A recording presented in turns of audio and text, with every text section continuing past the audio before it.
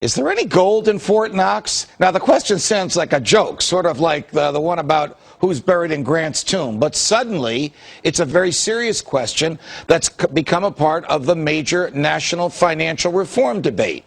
After the financial turmoil of the past 2 years and the related decline in the value of the dollar, gold has become an even hotter commodity than usual. That's a reminder to hardcore free market advocates that a gold standard once was used to back our currency, making it harder for the government simply to print more money willy-nilly to cover its bills. Not surprisingly, the Federal Reserve has been resistant to an audit of its money printing and money lending activities, even as the idea of an audit has become more popular on both sides of the aisle and in both houses of Congress. More surprisingly, though, they've also been resistant to a simple audit of their gold supplies at Fort Knox and in the New York Fed's vaults. Why? Is there less gold there than there is supposed to be? Has the United States government sold off more of its gold since going off the gold standard than we were led to believe? There was one peak into Fort Knox in the 1970s. It was either 1973 or 74. There were a couple AP reporters, a couple of congressmen, and there's this famous picture of the director of the Mint, Mary Brooks, standing in front of this wall of gold saying, "Look, it's all here." But the problem was they only showed gold vault number 13, which was the smallest of all the gold vaults, and they denied the existence of the Central Core Vault. The AP reporter and photographer on the scene at the time reported that the gold which they showed had a strange orangish hue, and so therefore that means that it had a high copper content. So probably what this was back in the 70s was the remnants of FDR's call-in of gold coins. It was called coin melt. If they had any good deposit gold, which is 0.995 gold, the only form of gold that's good for international trade, they certainly would have showed a room full of that.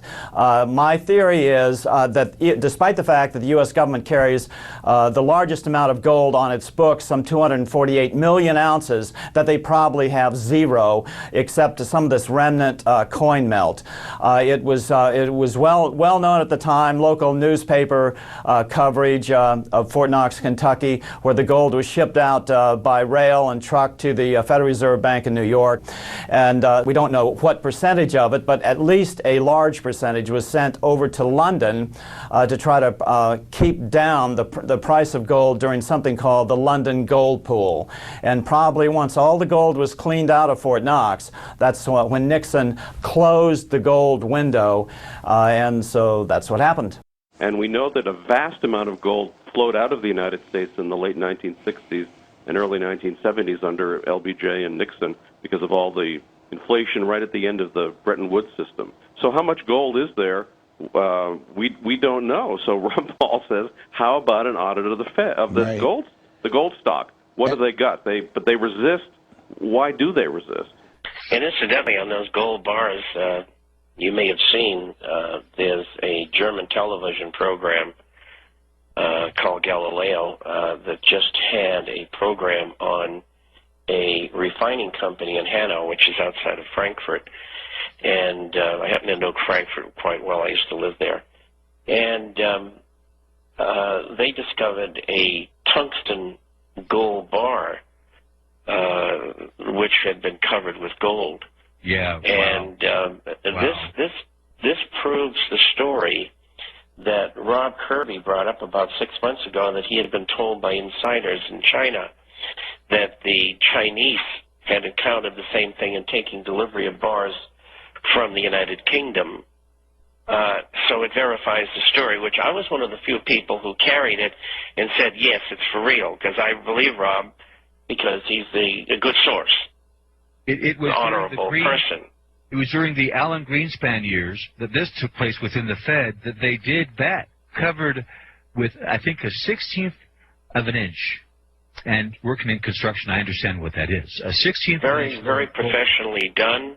Yes. I understand via rumor that it was probably done during the reign of Bill Clinton and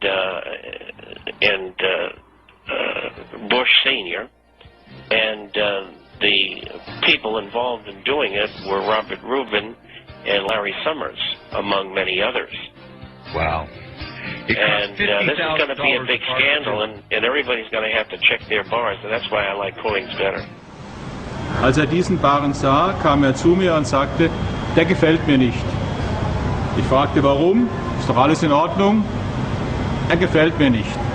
Wir haben entschieden, ihn aufzuschneiden, und wie Sie sehen, die Nase des alten Fuchses hatte recht. Er hat Wolfram im Gold entdeckt.